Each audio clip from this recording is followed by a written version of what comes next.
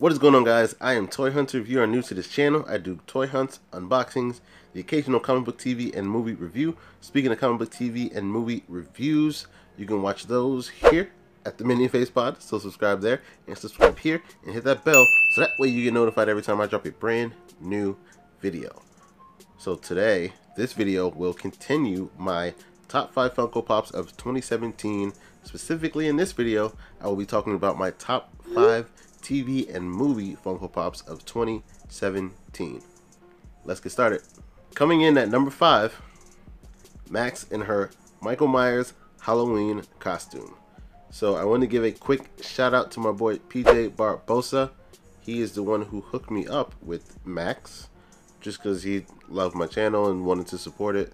So thank you so much, man. I appreciate that so much. I was on the hunt for her and he just helped me out, so I really appreciate it a lot. But this pop right here is very well done.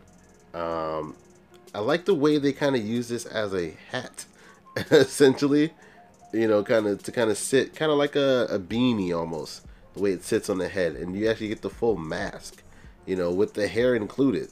So it's just the detail on this pop is insane. And obviously the outfit, the pumpkin bucket fit right there, and the knife is in the hand as well. You can see that there.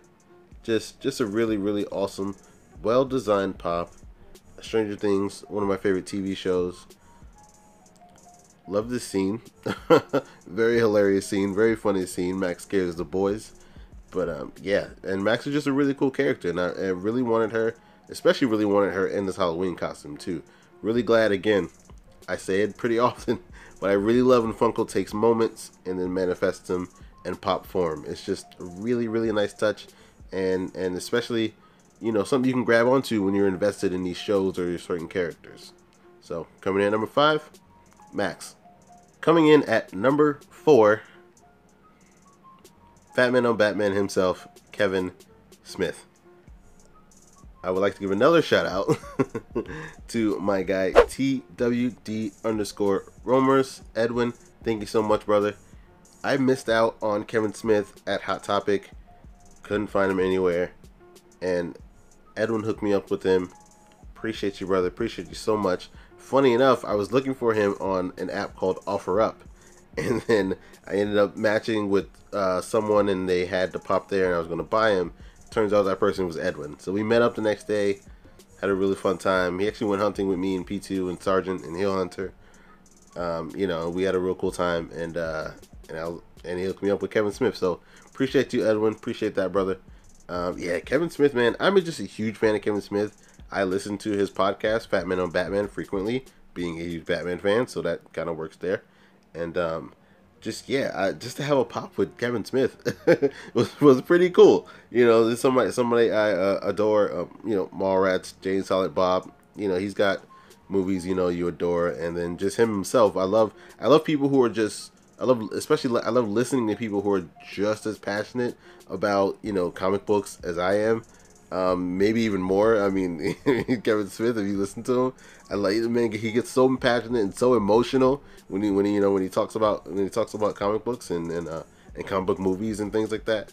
So I just really appreciate it. And he had one of the most, I had to say, one of probably the most iconic Batman interviews with Grant Morrison. If you have a chance, I'm pretty sure you can find that on YouTube or something somewhere.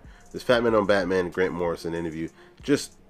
I mean, Grant Morrison is one of my favorite comic book writers, and he had probably the most essential comic book Batman run for me personally, that I love so much. So that was just an interview that we wouldn't have gotten if not for Kevin Smith. So I loved listening to that. I've even gone back and listened to it multiple times. Like, I've heard that interview I don't know how many times, and it's like pretty long. It's like 3 hours long in 2 parts. So but I just love listening to somebody just as passionate about the comic genre as I am, talk about it and gush about it and rave about it. And I mean, it's Kevin Smith, man. Fat Man on Batman. Coming in at number 4, Kevin Smith. Coming in at number 3, Tommy Pickles. This is the Chase version of Tommy Pickles, hence the red shirt. The common version is the blue shirt.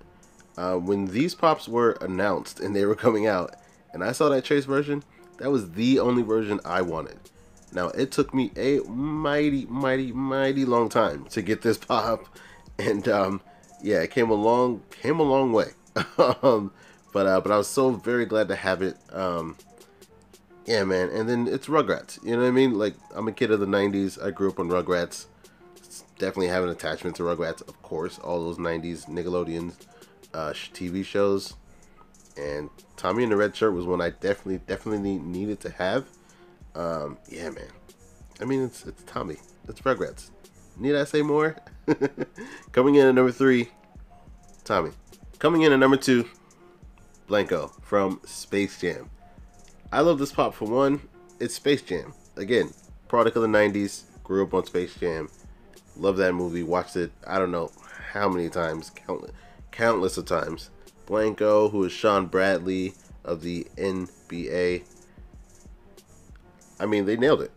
Basically. Flat out, they nailed it. I mean, that is the look. That is, I mean, he looks taller and lanky. And I love how the strap kind of comes off. Because he's just that clumsy looking. And love he has the basketball in his hand. Love the little tooth hanging out. And just a dim-witted look on his face. I mean, they absolutely nailed this pop. And then the fact that he's like 6 inches. And he's not even supposed to be 6. He's not a 6-inch pop. He's just a regular pop. Just so happens to be 6 inches. So that's really cool. A little bonus there for a common pop, you know. But yeah, just an awesome pop. Definitely an awesome pop. I'm a huge basketball fan, so that's why this one holds a higher spot for me. And then just how well executed this pop is. I saw the Space Jam line and I was super excited for it. I, for one, cannot wait to get the rest of the Monstars. And yeah, there you have it. Blanco coming in at number 2. Coming in at number 1 for my top 5 TV and movie Funko Pops, Steve from Stranger Things and his bats. This is one hell of a pop, man. Again, I just like Max. I'm a huge fan of Stranger Things. So just on that aspect alone, this pop was a must-have for me. And then just again, loving Funko captures moments, and Steve and his bat, definitely a moment in season 1, and even more so in season 2. I know people are after this pop now, especially after season 2 with Steve and his bat, and I believe it was a San Diego Comic-Con exclusive, if I'm not mistaken. So yeah, it wasn't hard to find. I was able to get them really easily. Went out that day for San Diego Comic-Con, got them pretty easily. But yeah, but just the detailing, just on the face alone, with the how he's kind of, you know, beat to a pulp there, and then obviously the hair with the Farrah Fawcett spray. If you tell anyone, love that scene, him and Dustin. Yeah, and then of course the bat, man, with all the nails in it. Steve ready to you know, take some action there. So yeah, this is my number 1 pop of my top 5 TV and movie pops of 2017. So just for a little recap, coming in at number 5, Max. Coming in at number 4, Batman on Batman himself, Kevin Smith. Coming in at number 3, Tommy Pickles in his red shirt. Coming in at number 2, Blanco from Space Jam. And coming in at number 1, Steve from Stranger Things with his bat. So here's my question for you. If you collect TV and movie pops from Funko Pops, let me know what your top 5 Funko Pops are from TV and movies from 2017. So, as always, thanks for all support. Thanks for watching.